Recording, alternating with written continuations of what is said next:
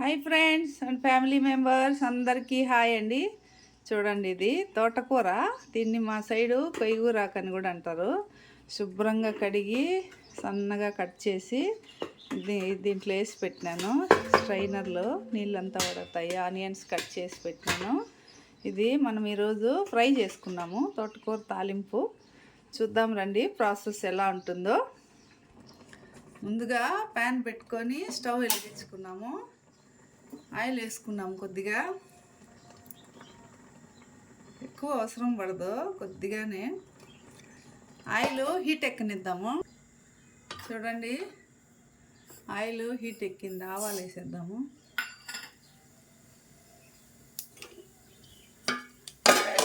మూత పెట్టేద్దాము. ఆవాలు ఎగరుతాయి కదా, అందుకని స్టవ్ బాగా నీట్గా ఉంచుకోవచ్చు. చూడండి, ఆవాలు ఫ్రై అయిపోయినాయి. ఇప్పుడు మనము సన్నగా తరిగిన 2 ఎర్రగడ్డలు వేసేద్దాము. ఇవి గోల్డెన్ కలర్ వచ్చే వరకు ఫ్రై చేద్దాము. చూడండి, ఆనియన్ గోల్డెన్ కలరు ఫ్రై అయిపోయినాయి. ఇప్పుడు ఆకు వేసేద్దాము. మనం రెడీ చేసి పెట్టుకున్నాం కదా, శుభ్రంగా కడిగి.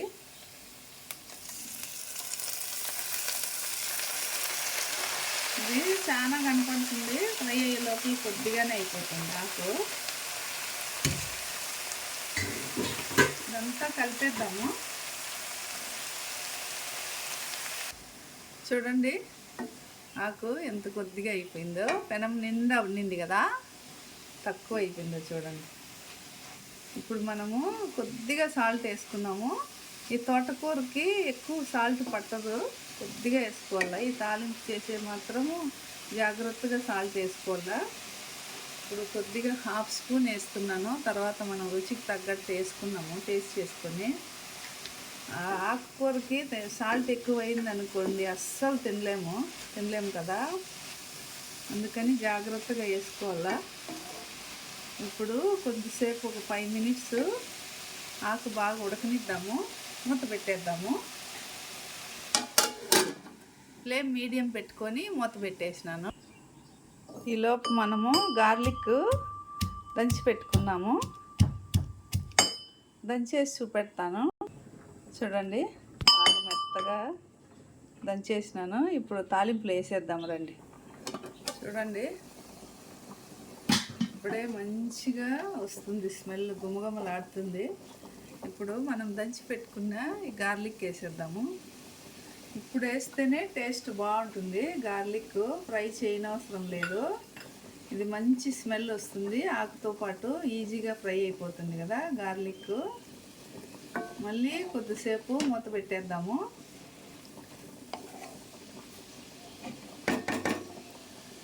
ఇప్పుడు మసాలా పొడి వేసేద్దాము. ఇది చాలా ఈజీ తాలింపు, అండ్ చాలా మంచిది కూడా కదా ఆరోగ్యానికి. చూడండి, ధనియాల పొడి 1.5 స్పూను, కారపొడి 1 స్పూను, పసుపు పొడి 1 స్పూను వేసేద్దాము. వేసేసి బాగా మిక్స్ చేసేద్దాము.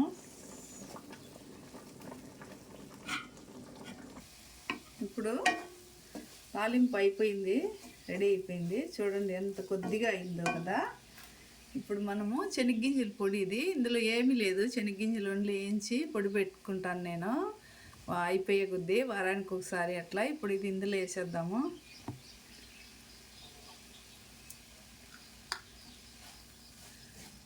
కలిపేస్తాము.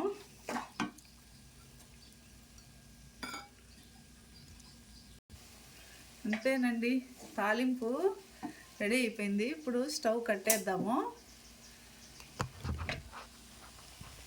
చూడండి ఎట్లా వచ్చిందో, ఎంత కొద్దిగా అయిందో కదా. వీడియో నచ్చినట్లయితే లైక్ చేయండి, షేర్ చేయండి, సబ్స్క్రైబ్ చేసుకోండి. Thank you for watching my channel. రండి తినేద్దాము. Bye bye.